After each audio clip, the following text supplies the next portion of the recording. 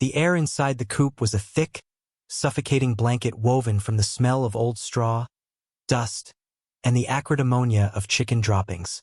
Alara huddled deeper into the corner, pulling the threadbare shawl tighter around her shoulders, a futile defense against the creeping cold that had settled into her bones 11 nights ago. 11 nights since she had slipped away from the stagecoach stop, vanishing into the pre-dawn darkness, abandoning the fate that had been purchased for her sight unseen. The marriage contract, the stern-faced photograph of a stranger, the long, rattling journey, all discarded for the uncertain promise of nothing. Fear was a constant, low hum beneath her skin, sharpest at night when the world outside the flimsy walls became a symphony of unsettling whispers and rustles. Hunger gnawed at her belly, a hollow, aching void. Her clothes were stained and torn, her hands raw and chapped. She was a creature of the dirt now, hiding amongst the simple, mindless birds, her world reduced to this cramped, squalid box. She thought of the life she had fled, not one of luxury, but of predictability, of roofs that didn't leak and meals that were regular. A life where she wasn't defined by desperation and the need to remain utterly invisible. Her decision had felt like a desperate lurch towards freedom, a refusal to be traded like chattel, a final assertion of a will she barely knew she possessed. But freedom, she was learning, was a harsh mistress, demanding a price she hadn't anticipated. Loneliness was a physical weight, pressing down on her chest. The sheer, unyielding indifference of the vast, empty land surrounding this isolated ranch was a constant, chilling reminder of her insignificance. She was a single, fragile spark against an immense, dark canvas. She had seen the rancher, the man who owned this place, this coop, a tall, solitary figure, moving with deliberate slowness. He hadn't seemed to notice her presence, or perhaps he simply hadn't looked closely at the shadows. She stayed silent, still, breathing shallowly whenever she heard his footsteps near the coop door. He collected eggs, fed the birds, his face perpetually shaded by the brim of his hat, his movements economical. He was another element of the landscape, as rugged and unyielding as the distant hills. She was afraid of him, naturally. He represented the world of men she had sought to escape, the authority that had deemed her fate.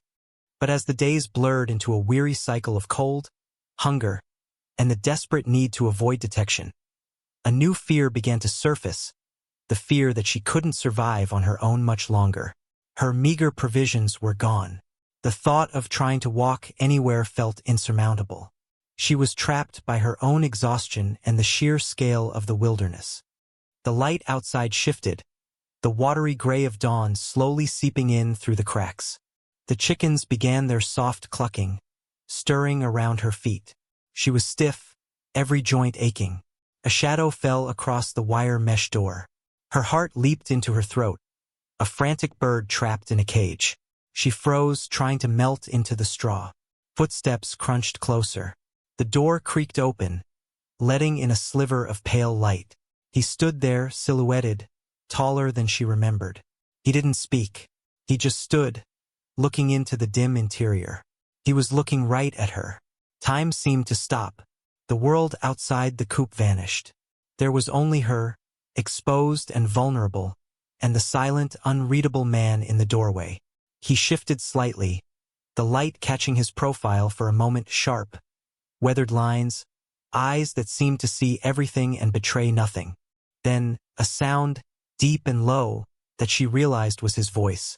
It was quiet, raspy, cutting through the stale air. "You can't stay in here." Alara's heart hammered against her ribs. A frantic drumbeat of fear and something else she couldn't name, a flicker of something fragile, like a moth's wing against a pane of glass. She remained frozen, a creature caught in the light. His eyes, shadowed beneath the brim of his hat, held her gaze. They were not cruel, nor were they welcoming, simply observant. He didn't move closer, didn't make any sudden gestures. He just stood there, patiently waiting, his presence filling the small space without being overwhelming. His earlier words echoed in the stillness. "You can't stay in here." It wasn't a question. It was a statement of fact, blunt and undeniable. She finally managed a small, hoarse whisper, the sound barely audible even to herself. "Where else is there?" He considered her for a long moment, his gaze sweeping over her disheveled state, the straw clinging to her clothes, the stark fear in her eyes. Then he straightened up, his back still to the faint light of dawn. "There's the house." The house. It stood a short distance away, a squat, solid structure of logs and rough-hewn timber, looking as lonely and rooted to the land as the man himself. It had seemed forbidding from a distance. The thought of entering it, of being confined within its walls with this stranger, sent a fresh wave of apprehension through her. But the alternative? The coop offered no shelter from the coming night's cold, no sustenance, only continued degradation and slow decay. Hesitantly, she pushed herself up from the straw, her limbs stiff and protesting. Every movement was an effort. She kept her eyes down, unable to meet his steady gaze. He stepped back, holding the door open wider. She hesitated for another breath, then ducked her head and shuffled out into the weak morning light, blinking against the sudden brightness. The air outside felt sharp and clean after the foulness of the coop. He closed the coop door behind her, the sound echoing in the quiet yard. He didn't offer a hand, didn't rush her. He simply turned and began walking towards the house, his pace slow and even, assuming she would follow. She trailed behind him, her legs shaky. The distance felt immense. She watched his back, broad shoulders beneath a worn jacket, the slight sway of his long arms. He moved with a quiet competence that spoke of years spent working this unforgiving land. Inside, the house was sparse but clean. The air was warmer, carrying the faint, comforting scent of wood smoke and something else, coffee. He went directly to the hearth, stirring the embers of a banked fire, adding a few small pieces of wood. The flames licked greedily at the dry timber, casting flickering light and warmth into the room. He gestured towards a rough-hewn chair near the fire, the first explicit instruction he had given her. "Sit." She obeyed numbly, sinking onto the hard seat, letting the heat seep into her aching body. It was a simple act, offering a chair by the fire, but after the raw exposure of the coop, it felt like an act of profound, bewildering kindness. He didn't sit with her. He moved about the small kitchen area, which was simply part of the main room, pouring coffee from a pot kept warm near the fire. He poured a mug for her and placed it on the small table beside her chair, then poured one for himself and stood near the hearth, sipping it slowly. The silence stretched between them, broken only by the crackling fire and the sound of their quiet breathing. He didn't ask her name. He didn't ask why she was hiding in his chicken coop. His lack of questions was unnerving, yet also a strange form of mercy. It spared her the shame of confession, the difficulty of explaining a desperate act born of fear and pride. She sipped the coffee. It was bitter and strong, but the warmth spread through her, chasing away some of the chill that had become her constant companion.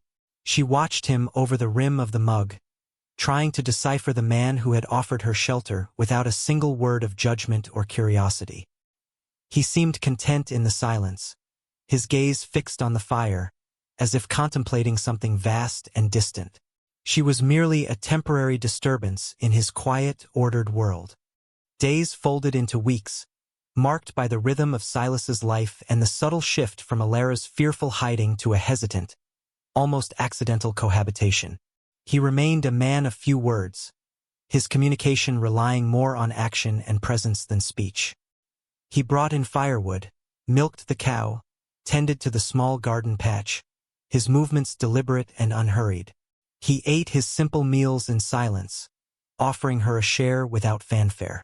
A bowl of stew, a slice of bread, a cup of tea. She accepted, not out of entitlement, but out of necessity, the gnawing hunger overriding her pride. She didn't feel like a guest, nor did she feel like a captive. She was simply present, an unexpected fixture in his solitary landscape. He seemed neither pleased nor displeased by her presence, treating her with the same quiet, stoic acceptance he afforded the changing weather or the demands of the land. There was no expectation in his eyes, no pressure. This absence of expectation was, in its own way, more disarming than any demand could have been.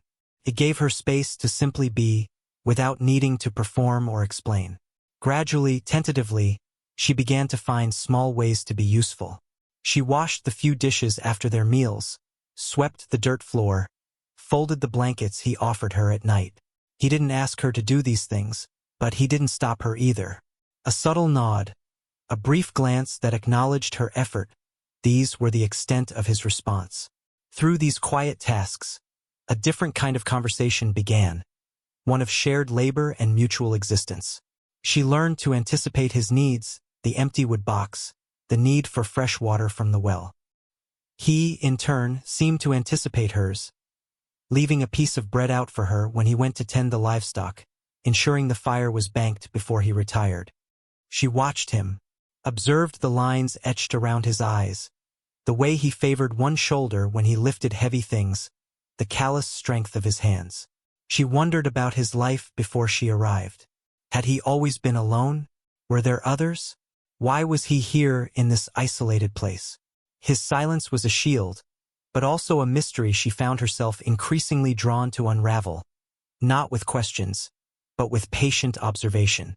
One afternoon, a fierce, unexpected dust storm blew in, darkening the sky to an angry ochre. The wind howled around the small house, shaking the timbers, rattling the single window pane. Alara flinched with each gust, the sound a terrifying reminder of the exposed world she had fled. Silas moved calmly, securing the shutters, checking the chimney damper. He didn't speak of the storm's fury, didn't try to comfort her fear with words. Instead, he simply stoked the fire, the growing warmth and light inside the house a quiet counterpoint to the chaos outside. As the wind shrieked, he sat down across from her by the hearth, not looking at her directly, but his presence was a solid, grounding force. In that moment, surrounded by the storm's violence, she felt a strange sense of safety, sheltered not just by the walls, but by the quiet strength of the man who shared them with her. The trust that had begun as a fragile seed of desperation was slowly, tentatively, taking root. The relative peace of their shared solitude was broken by the sound of an approaching wagon, the rattle of wheels and the thud of hooves loud on the hard ground. Alara froze, a jolt of her old fear shooting through her. Silas, working outside near the barn, straightened slowly, his gaze fixed on the dust cloud rising on the track. He didn't rush, didn't seem perturbed, but his body language shifted subtly, a tightening around the shoulders, a stillness that spoke of readiness. Two figures emerged from the wagon as it pulled to a halt. A stout, officious-looking man and a younger, sharper-faced one. They were from the nearest town, Silas's infrequent contact with the outside world. The older man's voice was loud, carrying across the yard. "Silas, heard you might have seen someone pass through here. A woman." Alara's blood ran cold. They were looking for her. The arranged marriage, the broken contract, the shame and potential legal trouble. It all rushed back, threatening to engulf her. She instinctively shrank back towards the house, wanting to disappear. Silas walked towards the wagon, his stride measured. He didn't look back at Alara. He stopped a respectful distance from the men, his arms crossed loosely over his chest. "Might have. This country sees all sorts." His voice was low, non-committal. The stout man leaned forward. "This one's specific. Runaway bride. Failed to report to her intended in Flagstaff. 'Cause quite a fuss. There's a notice out. Small reward for information leading to her whereabouts." He eyed Silas, a speculative look in his gaze. Young woman, city clothes, likely distressed. Silas was silent for a moment, his eyes scanning the distant hills, seemingly unconcerned. Alara watched him from the porch, her breath held tight in her chest. This was it, the moment her fragile shelter would crumble. He could turn her in, collect the reward. It was the logical, sensible thing to do. She was a burden, an unknown variable. "Distressed women ain't uncommon in this territory," Silas finally said, his voice flat. "See 'em on the trails sometimes. heading one way or another. Can't say I recall one matching that description specifically, not lately. He met the stout man's gaze directly, his expression unreadable. Seen some folks passing through, mostly prospectors and drifters. Nobody stayed on. The two men exchanged a glance. The younger one seemed skeptical, his eyes flicking towards the house. Silas didn't flinch. He simply stood there, a picture of quiet, unyielding honesty, his silence amplifying his spoken words. His denial wasn't elaborate, wasn't defensive. It was simply stated fact, delivered with the same slow certainty he used to describe the weather. After a few more probing questions, met with the same calm, uninformative answers, the men seemed to realize they would get nothing more from him. They grumbled about wasted time and the difficulties of tracking folks in this terrain, then turned the wagon around and headed back the way they came, leaving Silas standing alone in the yard. He watched them go until they were specks in the distance. Then he turned and walked back towards the house. He didn't look at Alara until he reached the porch. Their eyes met.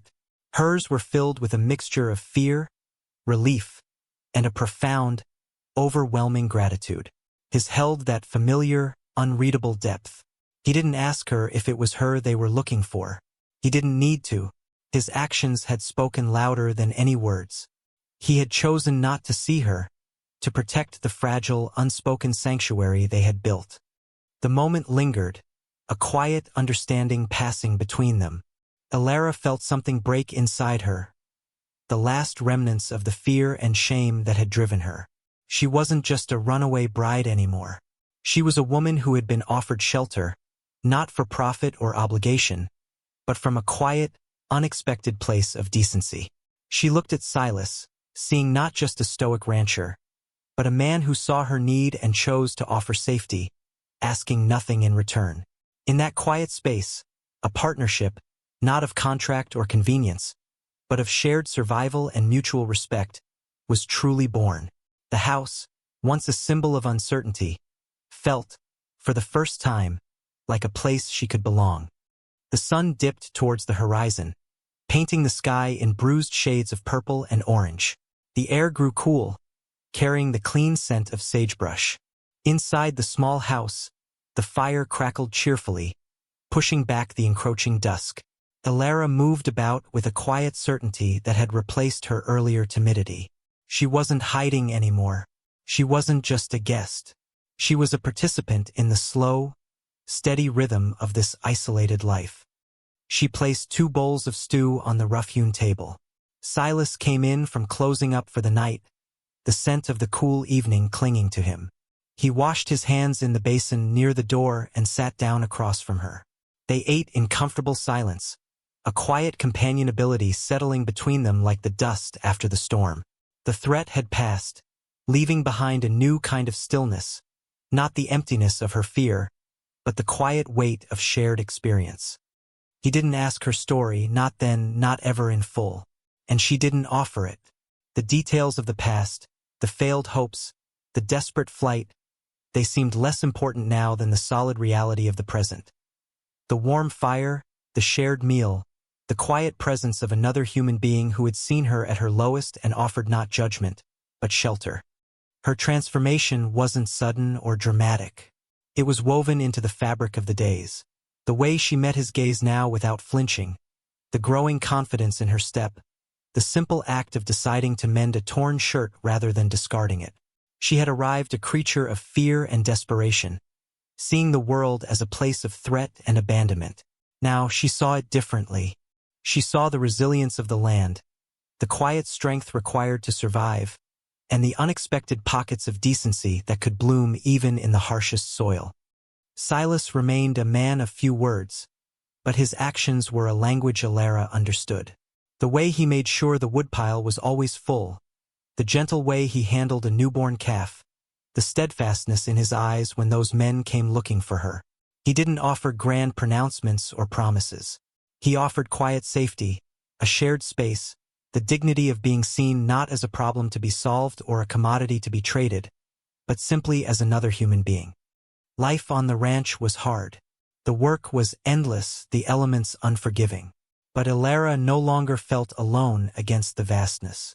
She stood by the window sometimes, looking out at the darkening landscape, the immensity of it no longer a source of dread, but of quiet awe. She had run away from a life she didn't want, and in doing so, had stumbled into a life she hadn't imagined, forged in hardship and silence, built on the solid ground of mutual respect and quiet understanding. The future wasn't mapped out with contracts or prearranged fates. It was simply the next day, and the one after that, faced together. The lonely ranch house wasn't just a shelter anymore.